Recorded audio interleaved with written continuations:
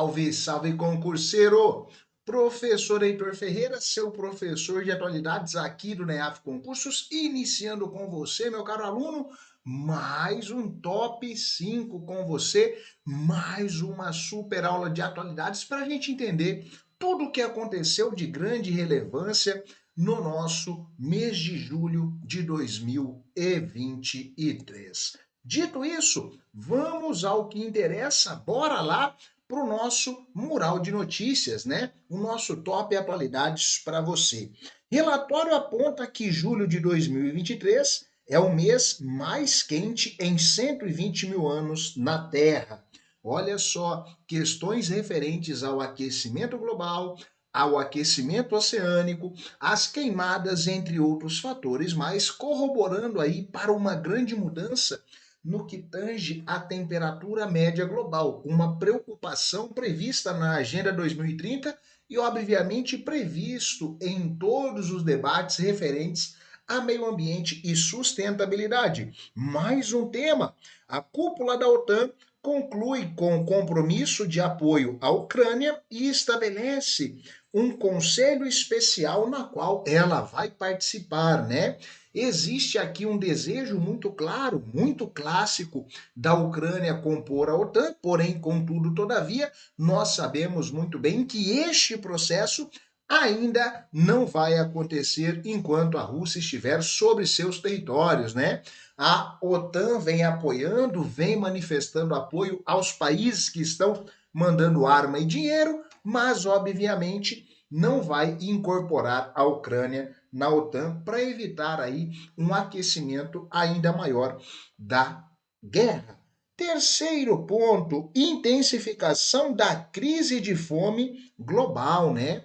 Essa crise de fome global que atinge toda a comunidade e, por obviedade, também atinge o Brasil. Então, nós temos aqui um tema muito importante, um tema extremamente pertinente. Nós temos ainda retrato inédito do IBGE revela que Brasil possui mais de 1,3 milhão de quilombolas. Ó, a expansão e esta análise da população quilombola é uma grande representatividade, fator esse, né, que por muito tempo não foi dado aí o valor e a importância que se merecia, e agora nós temos aí esta representatividade ganhando cena, se tornando ainda mais forte, mais importante para a sociedade. Então, nós temos que ficar atentos a isso também, porque é um tema específico para a nossa prova. E por último, Anuário Brasileiro de Segurança Pública 2023, saiu o anuário no seu recorte de prova. Então, todos os dados podem cair. Redução de 2,4% nas mortes violentas no Brasil, em comparação a 2021, é o menor índice em 11 anos. Eu pego aqui um tópico muito importante, um tópico muito aquecido, né? Mas, acima de tudo, dê uma olhada em todo o anuário, porque tem várias informações de grande porte e de muita pertinência para a nossa prova. Então, bora dar andamento.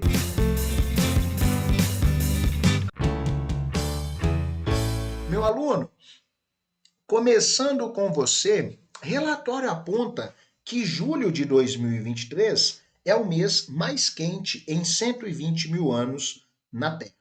E aí, obviamente, enquanto vastas regiões em 3 continentes enfrentam temperaturas escaldantes e os oceanos atingem níveis sem precedentes de aquecimento, cientistas de 2 autoridades climáticas globais anunciaram antes do fim de julho que este mês provavelmente será o mais quente já registrado no planeta. Meu aluno, o que nós temos que entender aqui? Este aquecimento é uma problemática muito sólida, é uma problemática que impacta toda a sociedade, da Europa à África, da Ásia ao Brasil, à Oceania, à América do Norte. O aquecimento global é um risco para a humanidade. Dito isso, Olha só, as temperaturas de julho foram tão extremas que é praticamente certo que este mês estabelecerá novos recordes, superando-os significativamente, de acordo com o relatório publicado em 27 de julho de 23 pelo Serviço de Mudanças Climáticas Copérnicos da União Europeia e pela ON, a Organização Meteorológica Mundial. Aqui um braço da ONU. Professor, interessante. E aqui você visualiza alguns profissionais de saúde tirando turistas que passaram mal devido às altas temperaturas ali na área do Coliseu, na Itália. Professor, e isso vai parar por aqui? Infelizmente não, né? Nas últimas 3 semanas, vivenciamos o período mais quente já registrado, muito provavelmente em mais de 100 mil anos. Normalmente, estes recordes que monitoram a temperatura média do ar global são quebrados por uma pequena diferença. Então, nós temos aqui uma situação muito complexa. Essa questão da elevação da temperatura média global vai em desarranjo com a Agenda 2030, traz preocupações para toda a sociedade, porque nós não vamos cumprir o Acordo de Paris, os 17 ODS estão se perdendo e, acima de tudo, a qualidade de vida tende a declinar cada vez mais. Dito isso, vamos nessa. Direto ao ponto, o calor em julho foi o maior em quantos anos? 120 mil anos. Qual a entidade é responsável por fazer estes levantamentos? A mais importante é a ON, a Organização Meteorológica Mundial. Professor, então nós temos que pensar, refletir e entender cada um destes pontos? Sim. E aí, uma observação importante para você. Infelizmente, o calor intenso tem um custo humano devastador. Com temperaturas superando 50 graus Celsius em algumas áreas dos Estados Unidos, as mortes relacionadas ao calor aumentaram e as pessoas estão enfrentando queimaduras perigosas ao entrar em contato com o solo escaldante. Olha o tamanho do problema. E, obviamente, além desta temperatura extremamente elevada nos Estados Unidos, a Europa também está sofrendo e nós tivemos um registro, um relato dentro da China muito complexo, né? A cidade de Xinjiang, situado ali no noroeste árido da China, bateu um recorde nacional de temperatura atingindo 52,2 graus Celsius. Professor, então quer dizer que esta questão da temperatura média global está ganhando força, está crescendo muito em toda a comunidade? Sim. E aí os cientistas estão fazendo vários alertas, né? Que a meta de limitar o aquecimento global em 1,5 graus Celsius, né, acima dos níveis pré-industriais, está se tornando cada vez mais incansável. Professor, então as coisas estão saindo do padrão? Sim, temos um problema muito sério em mãos. Dito isso, bora para o próximo tema, já na tela para você. Cúpula da OTAN conclui com compromisso de apoio à Ucrânia e estabelecimento de conselho especial. Mas eu tenho que ressaltar, a cúpula não aprovou a entrada da OTAN. Tá? Ah, professor, havia uma expectativa por parte deste homem aqui, o Volodymyr Zelensky, havia uma expectativa, mas não foi concluída. Em 12 de julho de 23, encerrou-se a cúpula da OTAN, realizada na Lituânia, com uma declaração que reitera o compromisso do bloco em apoiar a Ucrânia. Uma das medidas anunciadas durante a cúpula para pavimentar o caminho para a futura adesão do país foi a decisão de criar um novo conselho com uma cadeira reservada especificamente para a Ucrânia. A Ucrânia vem despertando o interesse da OTAN, mas a OTAN não vai fazer loucura de colocar ela antes do tempo, né? uma observação importante, né? A estreia do novo Conselho Especial aconteceu diretamente durante a cúpula, evidenciando uma notável inquietação por parte dos líderes globais. Então, a Ucrânia do senhor Volodymyr Zelensky não foi aceita, não teve a permissão. Tão quanto a Suécia também não, né? Nós tivemos aí tramitações, mas não foi nada em definitivo. E aí, o que acontece? Sem sombra de dúvidas, nós temos que entender que há uma transição, que há um cenário importante para se pensar, para se balizar, para se refletir. A cúpula foi muito positiva, mas não resolveu todos os problemas existentes ali naquele contexto. Dito isso, seguimos. O James Stoltenberg, o secretário-geral da OTAN, expressou gratidão às nações-membros como França e Alemanha pela doação de armamentos e equipamentos adicionais às tropas ucranianas. No decorrer do encontro, ficou estabelecido que o futuro da Ucrânia está dentro da aliança, embora tal ingresso esteja condicionado a determinadas circunstâncias. A OTAN, meu aluno, não vai ser incorporada pela Ucrânia, tá? Enquanto a Rússia estiver sobre seus territórios. Professor, por que motivo isso? Se a OTAN inserir a Ucrânia com a Rússia sobre seus territórios, toda a OTAN precisará defender a Ucrânia. Então, eu aumentaria a intensidade do conflito. Não é característico do bloco criado lá em 1949. Assim que ela conseguir se libertar da Rússia, possivelmente nós teremos a sua incorporação, né? Mas antes ainda haverá a entrada da Suécia, que está muito próxima do aceite final. Dito isso, vamos ao direto ao ponto. Olha só, qual a função da OTAN?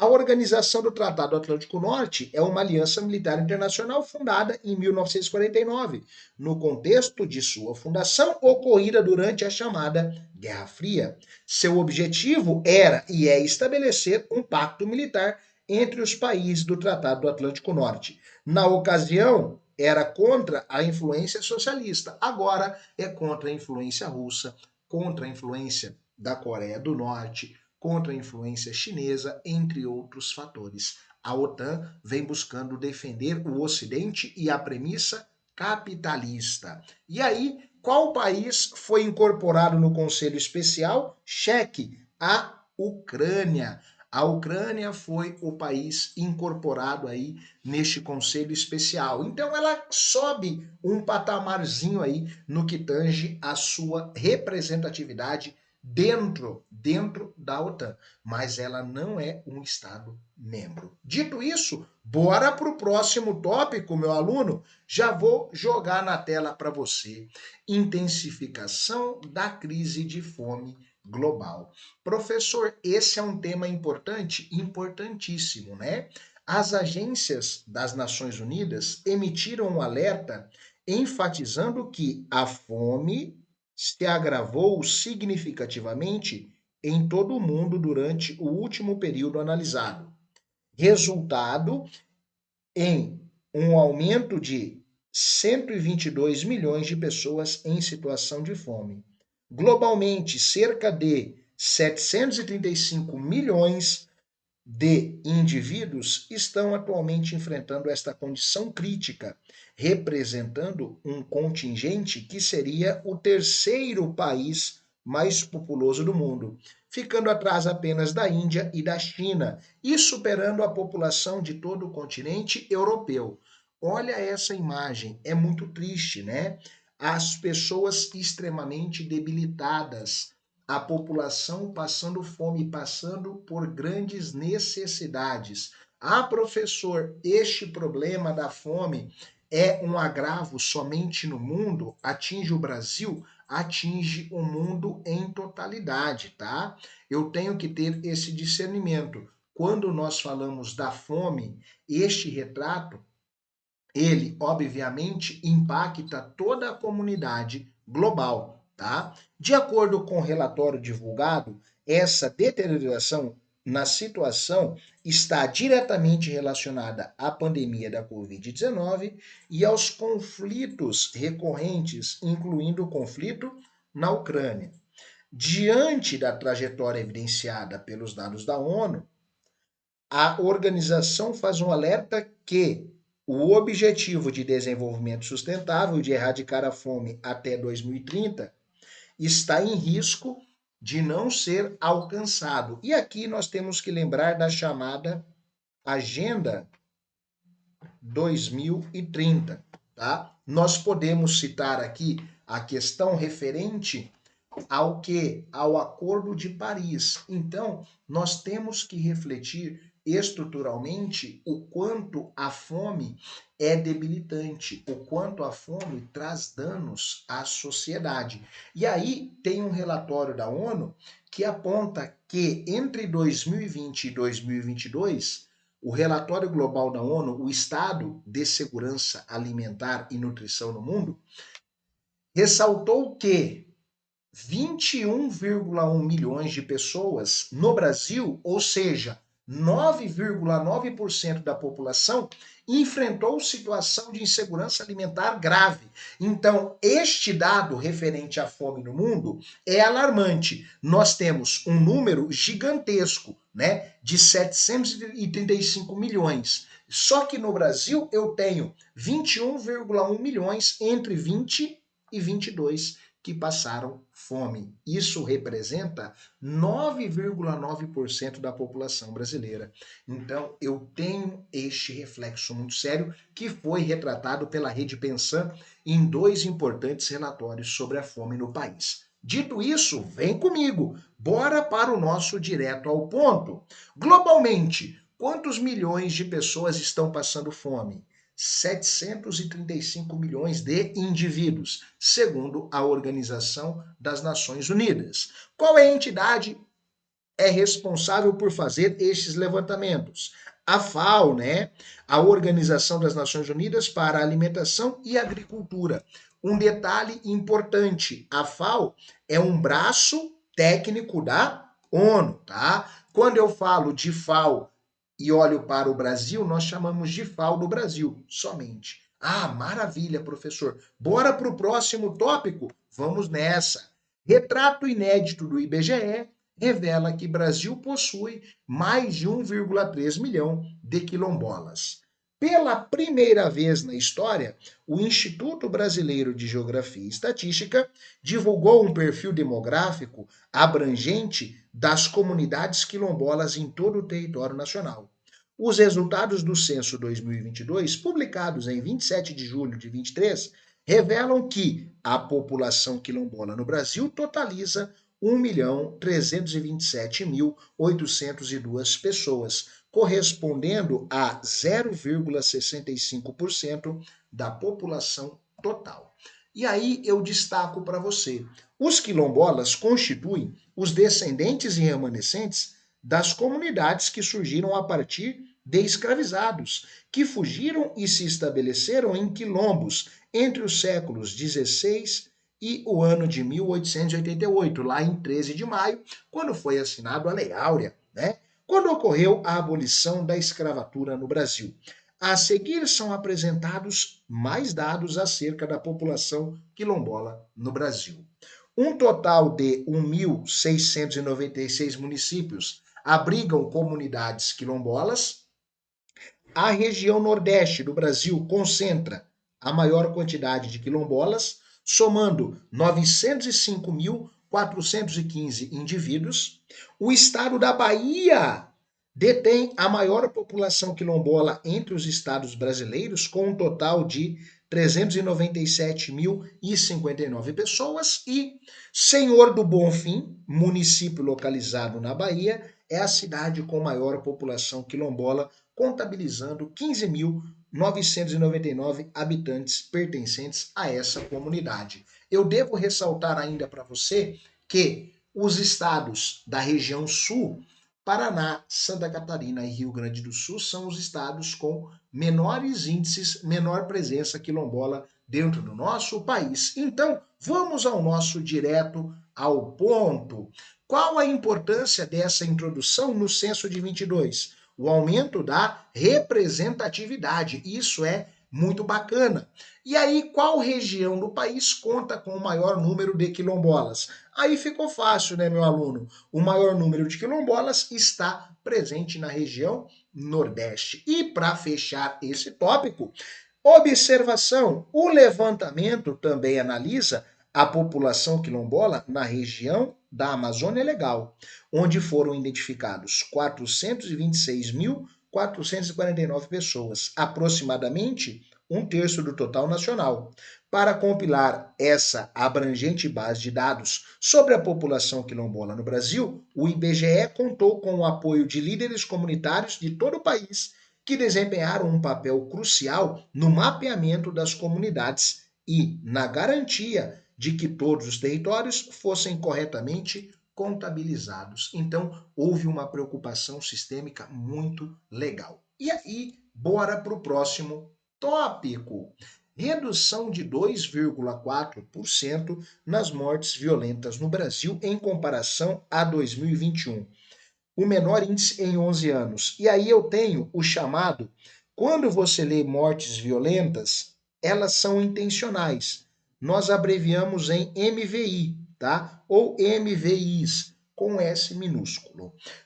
Em conformidade com o Anuário Brasileiro de Segurança Pública 2023, o Brasil registrou um total de 47.508 óbitos decorrentes de violência intencional no ano de 2022.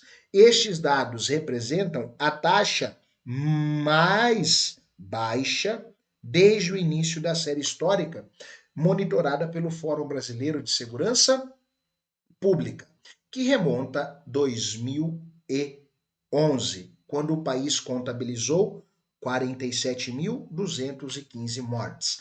Aqui ao lado nós temos um gráfico disponibilizado pelo anuário para você visualizar essa estrutura. Professor, o que mais?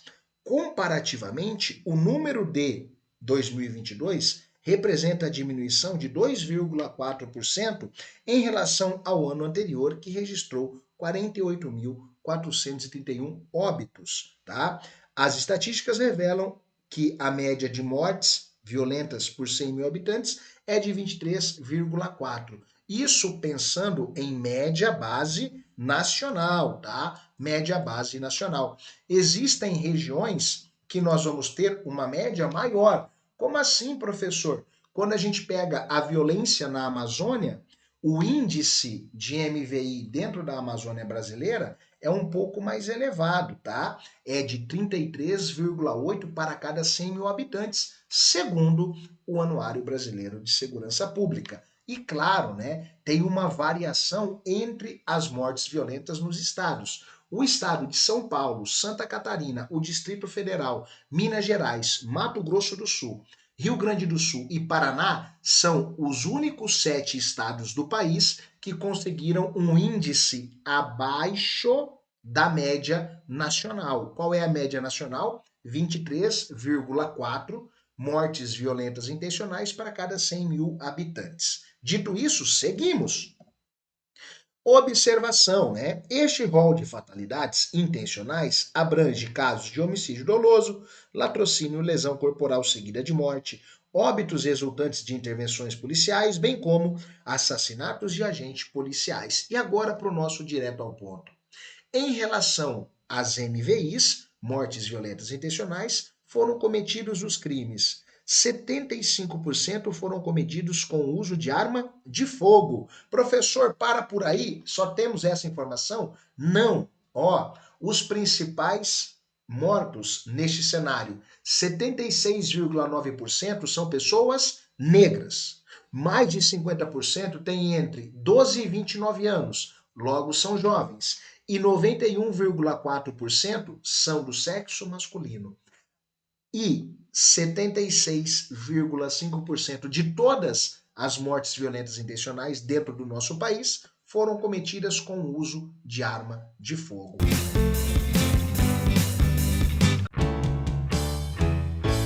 Então, bora para o nosso Fique de Olho. Vem comigo, meu aluno. Preste muita atenção, fique de olho nas atualidades. Olha só o que nós temos aqui.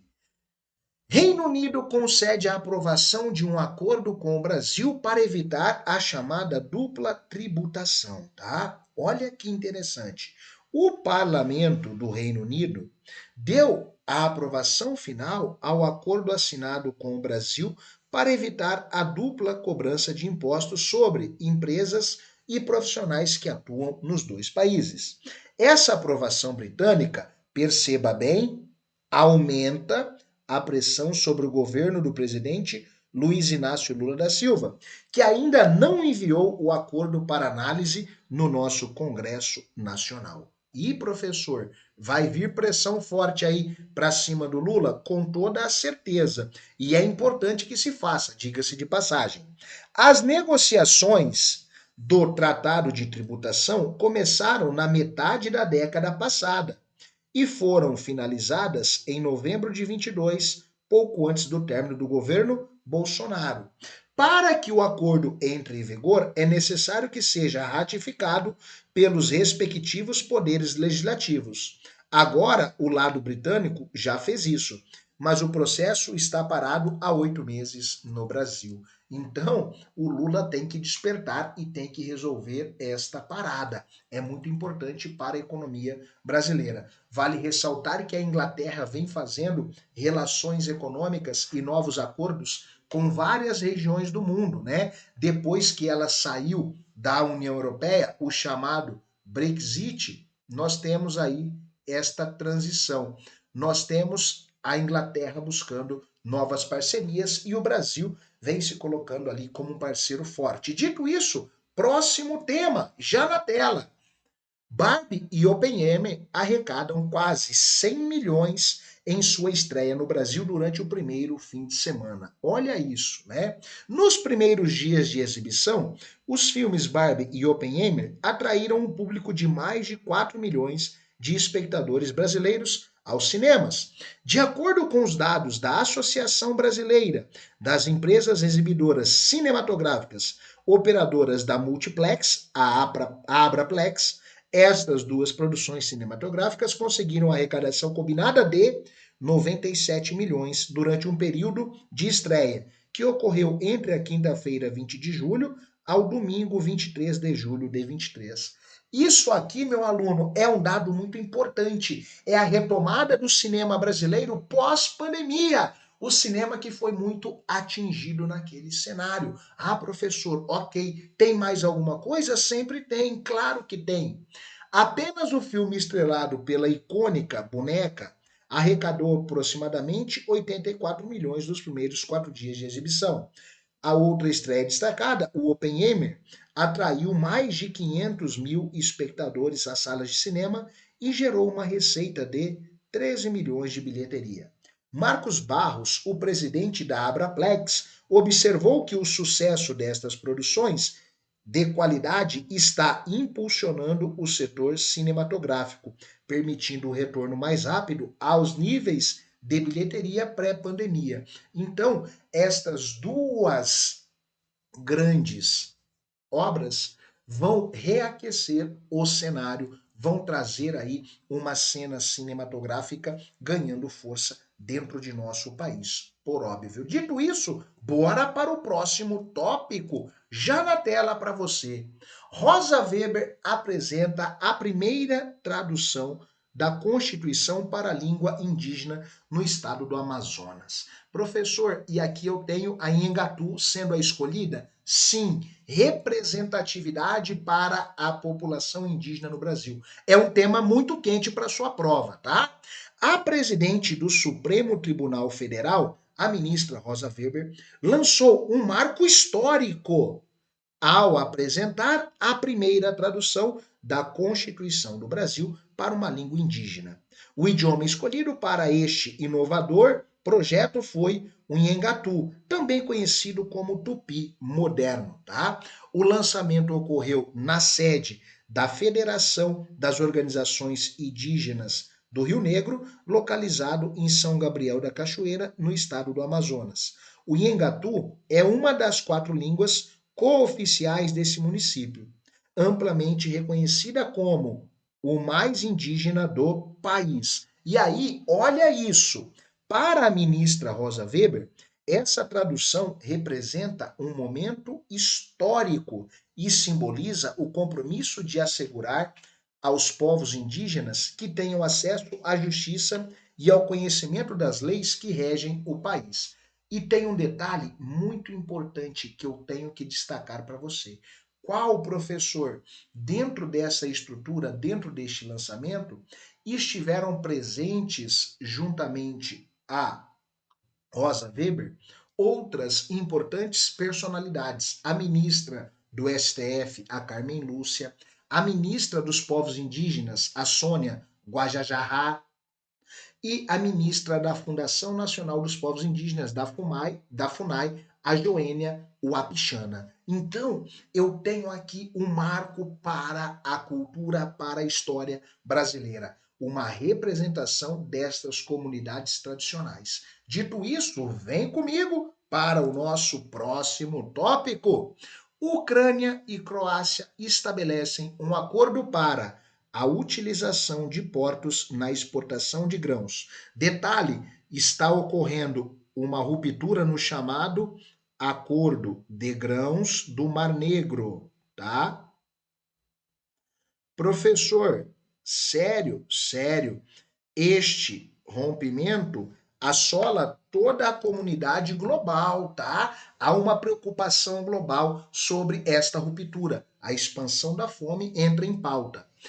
Um acordo foi estabelecido entre a Ucrânia e a Croácia, onde os portos croatas, localizados no Danúbio e no Mar Adriático, serão designados para facilitar a exportação de grãos ucranianos. Lembrando, a Ucrânia é um dos países mais importantes na exportação de grãos a nível mundial.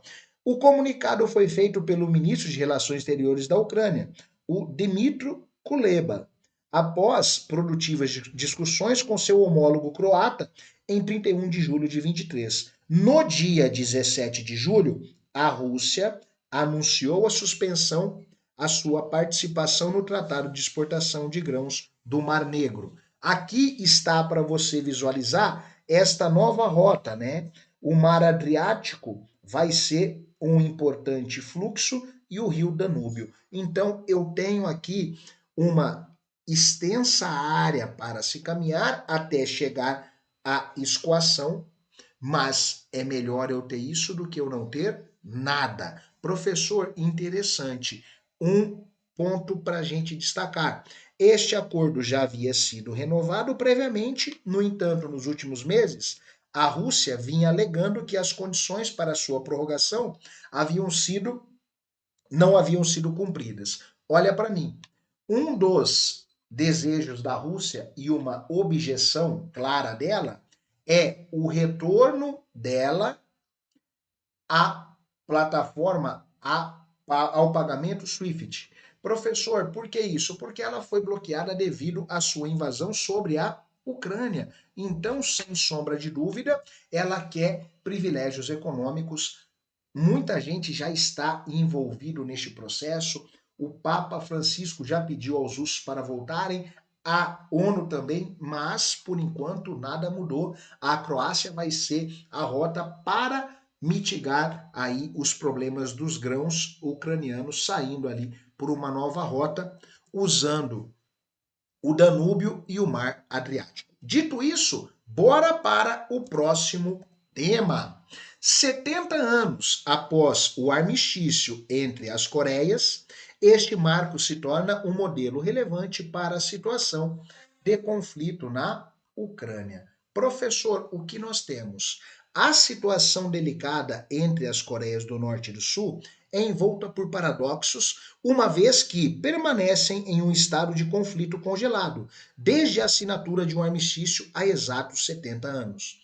O acordo firmado em 27 de julho de 53 pôs fim aos combates que marcaram o primeiro grande embate entre os blocos capitalistas e comunista. Aqui uma imagem, né, dos soldados da Coreia do Sul montam a guarda durante a visita da imprensa na área de segurança conjunta na chamada zona desmilitarizada. O armistício foi uma saída muito interessante, mas que deixa a Ucrânia em conflito desde a década de 50. A Ucrânia, ó, as Coreias em conflito desde a década de 50.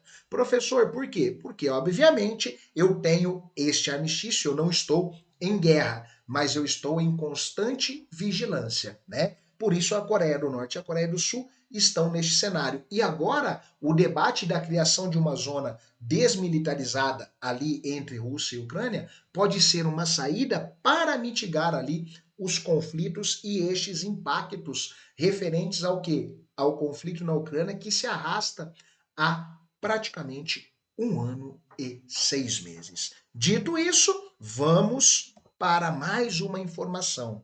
Atualmente, a tensão entre as duas nações constitui um derradeiro vestígio da Guerra Fria, apesar destas ter se extinguido há mais de 3 décadas, com a queda da cortina de ferro e do colapso da União Soviética. Aqui eu tenho uma efemérides e uma possibilidade do que? De replicar este armistício sobre a Rússia e a Ucrânia, o que seria muito interessante para quê? Para uma transição, para uma mudança nos rumos do conflito.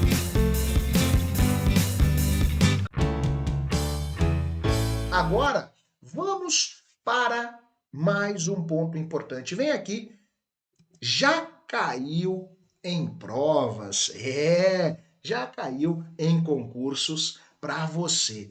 A comitiva do Ministério da Agricultura e Pecuária, o nosso mapa, encerrou nesta terça-feira, dia 29, sua missão oficial na China, com a participação do Seminário Econômico Brasil-China, que contou com a presença de autoridades governamentais e empresários dos dois países. Na abertura do evento, o ministro da Agricultura e Pecuária do Brasil, o Carlos Fávaro, comemorou os resultados da visita.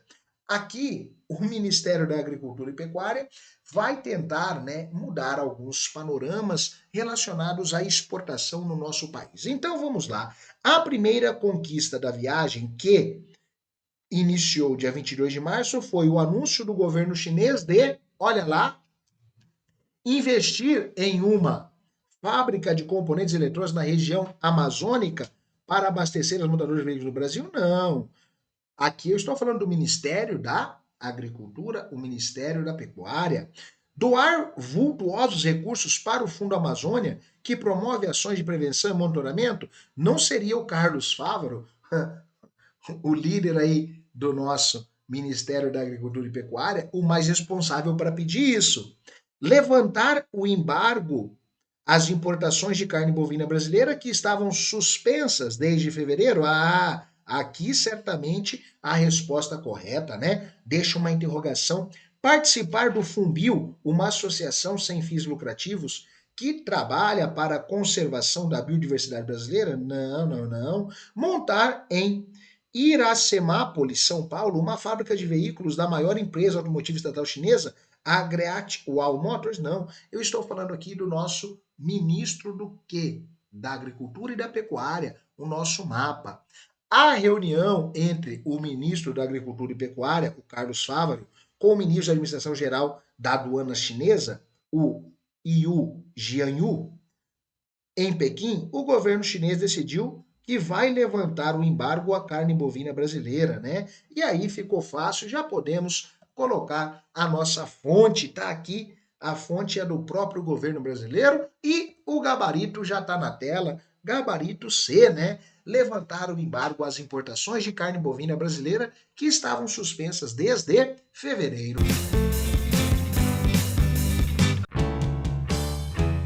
E agora, meu aluno, para a gente fechar este super bloco de aulas, o nosso momento redação. E tá na tela para você.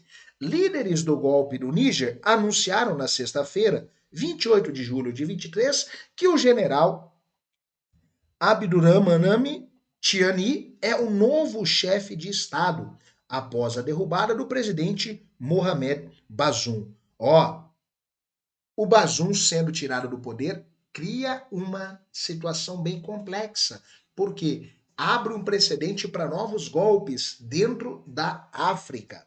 Eles declararam a suspensão da Constituição, a dissolução de todas as instituições anteriores. O general Tiani, ex-chefe da Guarda Presidencial, apareceu na televisão estatal como presidente de um novo conselho militar chamado Conselho Nacional de Salvaguarda da Pátria, o CNSP. Segundo um oficial que leu o comunicado, o CNSP assume todo o poder legislativo e executivo, representando o Estado das Relações Internacionais. Aqui eu tenho um golpe de Estado, né, que foi condenado aí pela Europa, pelos Estados Unidos e pelos países africanos também. Dito isso, o golpe causou preocupação entre os países africanos, potências ocidentais e organizações regionais e internacionais, que pediram a libertação de Bazoum e a restauração da ordem constitucional. O Níger, perceba, o Níger era visto como um aliado estável do Ocidente na região, onde há a presença de insurgentes islâmicos e forças estrangeiras, incluindo tropas francesas e americanas. Então, nós temos um golpe de Estado em curso dentro do Níger e o general Tiani prendeu o Mohamed Bazoum e está à frente do poder. E aí, no nosso momento redação, olha o tema de hoje: desafios crescentes, salvaguardando a resiliência das democracias na era contemporânea. E, obviamente, o golpe no Níger é um argumento sólido para essa temática, né?